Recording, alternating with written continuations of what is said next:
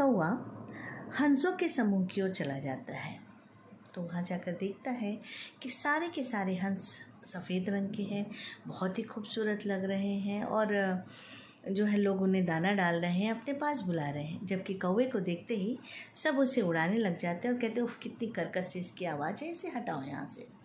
तो कौवे को बड़ा दुख होता है। वो उनमें से एक हंस के पास जाता है और कहता है भाई तुम्हारे समूह के सारे लोग कितने गोरे गोरे, कितने श्वेत रंग के हैं, कितने सुंदर लग रहे हैं, इसलिए लोग उन्हें दाना डाल रहे हैं, अपने पास बुला रहे हैं। जबकि मुझे देखते ही उड़ा दे रहे हैं। हमारे समूह के किसी भी कौवे को देख कर उड़ा दिया जाता है कि बहुत काले रंग का है, बहुत कर्कश है। तो हंस कहता है ऐसा नहीं है, ईश्वर ने सभी को अपने अपने हिसाब से बनाया है। किसी को बहुत सारे खूबसूरत रंग दिए, किसी को काला रंग दिया, किसी को सफ़ेद रंग दिया, किसी को इंद्रधनुषी 7 रंगों से नवाजा है। और हर एक को ये रंग देने, ये रूप देने के पीछे ईश्वर की कोई मंशा है, उनका कोई उद्देश्य है। तभी तो कोयल बहुत मीठा बोलती है, तुम्हारी कर्कश आवाज़ है और हमारी आवाज़ ही जल्दी कोई नहीं सुनता है। बहुत सारे जानवर मूक हैं, बहुत सारे बहुत बोलने वाले हैं। तो इस तरीके से भगवान ने सबको अलग अलग बनाया है। तुम्हें कर्कश बोली दी है क्योंकि तुम सुबह सभी को जगाते हो, और अगर हम अपनी सुंदरता के साथ आवाज़ भी बहुत सुंदर रखेंगे तो हम मार दिए जाएंगे। तो लेकिन ऐसी बातों का कौवे के ऊपर कोई फ़र्क नहीं पड़ता। उसे तो धुन लगी रहती है कि भाई तुम मुझे अपने 2-4 पंख दे दो, मैं भी हंस बन जाऊँ। जब हंस देखता है कि ये सुनने को नहीं है तो वो दे देता है, बोलता है ये लो 2-4 पंख और जाओ तुम। अब कौवा बड़ा खुश होता है, वो अपने में जो है वाइट पंख को अटैच कर लेता है और हंसों के समूह की ओर दोबारा जाता है। तो हंसों का जो समूह है वो उसे देखते ही दुत्कारने लगता है, भगाने लगता है। हंस कहते हैं ये क्या हुलिया बना रखा है, तुम्हें क्या लगता है कि 2-4 पंख लगाकर तुम हंस बन जाओगे?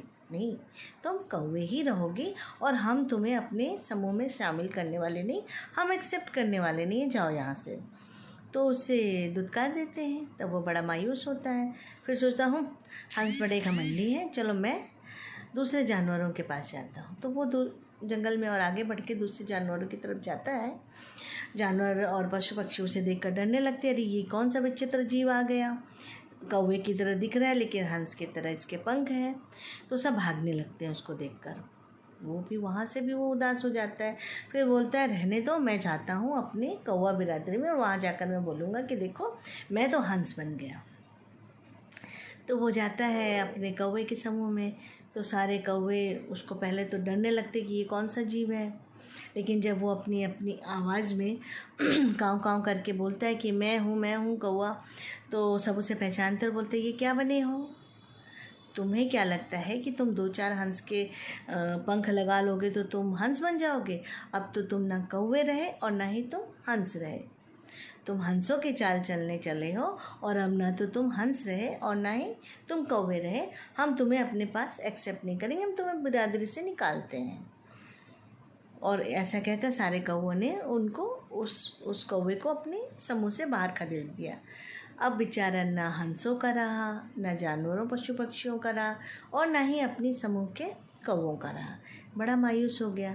फिर वापस से जाता है हंस के पास कि भाई ये अपने पंख ले लो, मुझे तो कहीं भी एक्सेप्ट नहीं किया जा रहा, मुझे सभी जगह दुत्कार मिल रही है। तो हंस कहता है कि देखो भाई, मैं यही तुम्हें समझाने की कोशिश कर रहा था तब भी और अब भी, कि तुम जो हो वो तुम्हारी इंडिविजुअल पर्सनैलिटी है। मतलब तुम जो हो, तुम्हें ईश्वर ने अपने आप में एक अलग बनाया है। मैं जो हूँ, मुझे ईश्वर ने अपने आप में एक अलग बनाया है। मैं तुम नहीं बन सकते तो मैं नहीं बन सकते।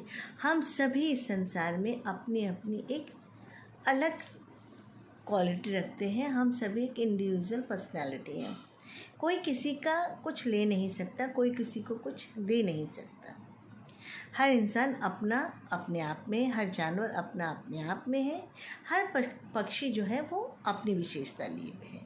तुम्हारी आवाज़ भले ही कर्कश है पर तुम सुबह सबको जगाने का काम करते हो, और मैं अगर सुंदर हूँ तो मैं एक अलग महत्व रखता हूँ।